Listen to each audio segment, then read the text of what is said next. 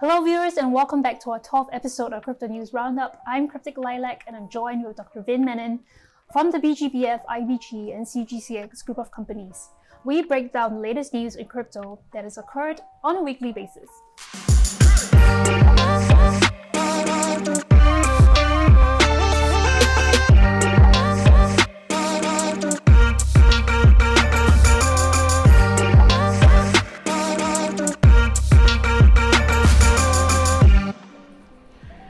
That's right. So we have some very interesting topics for this week, and it starts from McLaren racing partnerships with Tezos and launching an exclusive NFTs to all the way how cryptocurrencies are performing right now. On top of that, the most interesting topic, which is the London hard fork.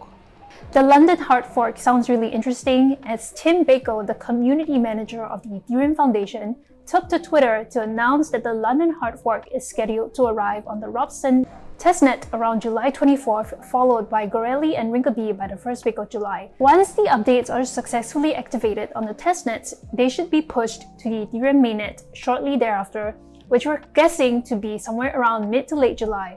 Vin, can you please explain to the viewers what the London upgrade is and why people should get excited for this hard fork to go live?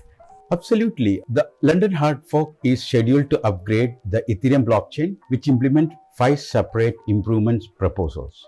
And one of the most controversial one, which is among the blockchain community, is talking about EIP 1559. EIP 1559 directly affects the gas fee and the performance of the Ethereum transactions and how miners are reimbursed for their efforts.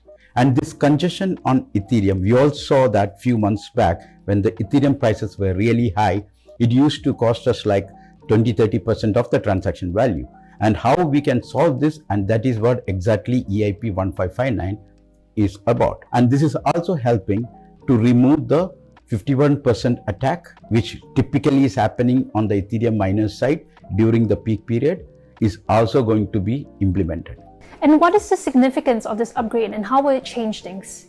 The basic fundamental of EIP 1559 is to increase the capacity of the blocks. And by doubling the number of blocks, it is automatically increasing the transaction, and that will help to reduce the gas fee. That means the more capacity, more blocks, and gas fee is lesser.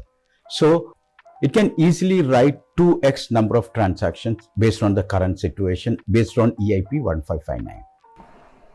This should theoretically be a reprieve for the vast majority of the stakeholders unless the congestion becomes too much for the network and the miners to handle. This sounds like a positive measure, but why is it so controversial? Well, the controversies start primarily from the miners, basically when they feel that they have been robbed by Ethereum Foundation. So the 51% attack which I mentioned earlier is also directly proportionate to that. There is one community of Ethereum miners who are actually holding back the most of the block, and they are actually pretty much dictating the gas fees. So by implementing 1559, Ethereum Foundation is actually trying to remove the base fee which is applicable for the miners, and they're trying to redistribute the wealth or redistribute the mining fees. Naturally, this will give us and the users a much more smooth transaction plus an user experience. That sounds really interesting. And what is your opinion of this? As an user and an intermediary and a project owner, I feel EIP 1559 is going to help, and it's the best move for Ethereum Foundation as well and the Ethereum community. Now, we all have to see what is the number going to be and how that is going to be applicable for all of us. But personally, I feel the miners will be in a much better position to accept and redistributing more wealth among the miners. One of the major reasons for this for miners is the holding which they are holding, the number of Ethereums will be much more worthier than they are right now. And this will increase the value of the Ethereum, or naturally for the investors, for the traders and the project owners, this will be much more beneficial as well.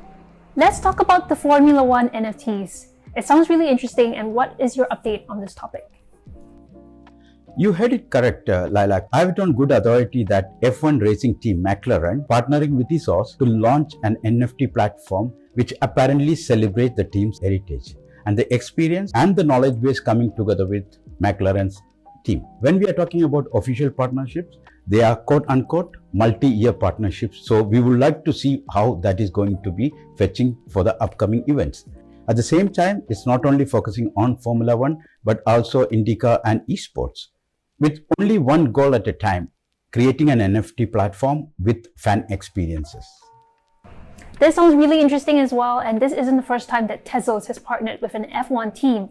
Sometime in May 2021, they partnered with Red Bull in a similar capacity as the official blockchain partner. Interestingly, that partnership was a strategic move to build its first ever NFT fan experience. The reason why big teams are favoring Tezos seems to be the energy efficiency that they exhibit. Even as Formula One teams across the world are moving towards sustainability and carbon neutrality, this partnership seems to be a no-brainer. McLaren seems to agree that they have praised Tezos' energy efficiency and talked about POS consensus compared to POW with many other cryptocurrencies and the platform. We would like to see how much these NFTs are going to create value based on these energy controversies topic.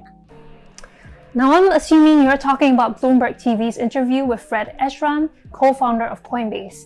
I believe he drew parallels to the dot-com bubble of the 1990s and went on record to say that 90% of NFTs will be rendered worthless over the next 3 to 5 years.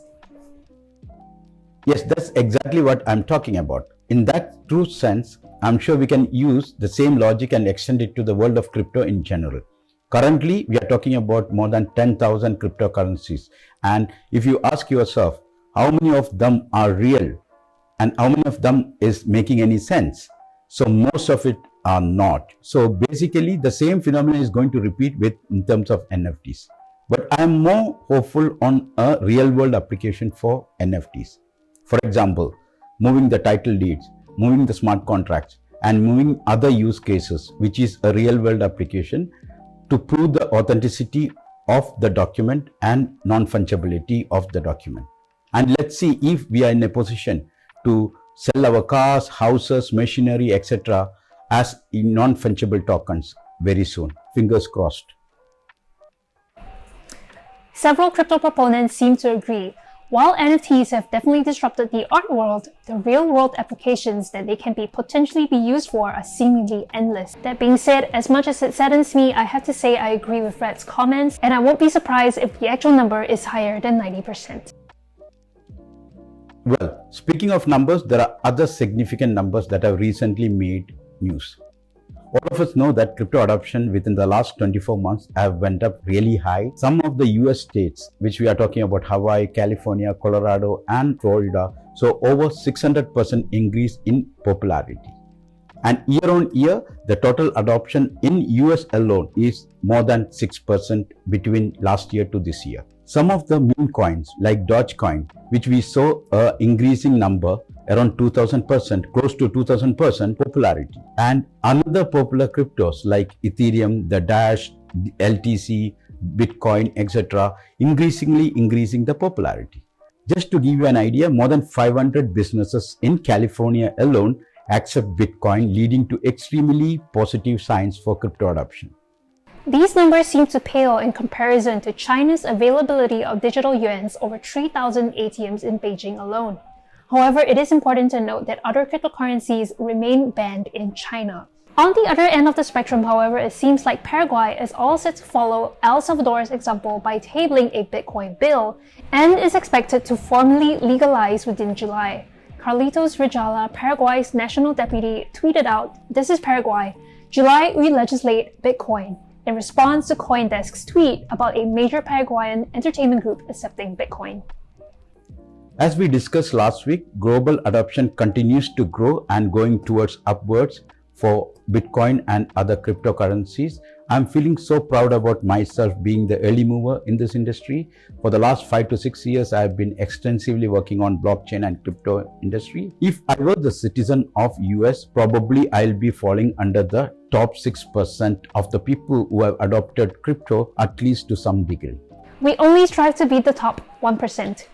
This has been a really exciting episode, Vin, and that's all the time we have for today's episode. I'll see you guys again next week. That's when the colors started to change.